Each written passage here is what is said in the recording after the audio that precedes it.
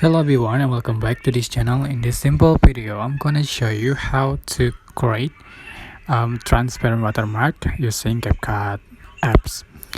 So I already have one video in my project, and to create a transparent watermark, you can select text, select add text, just write text that you want to add as a watermark. So for example, I'm just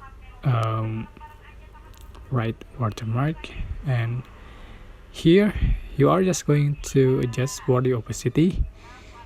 Just reduce the opacity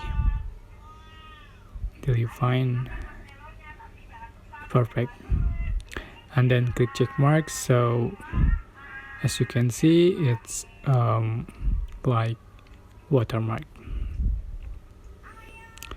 Okay, that's it. I hope this tutorial was helpful for you. Don't forget to like, comment, share, and also subscribe. Thank you so much for watching.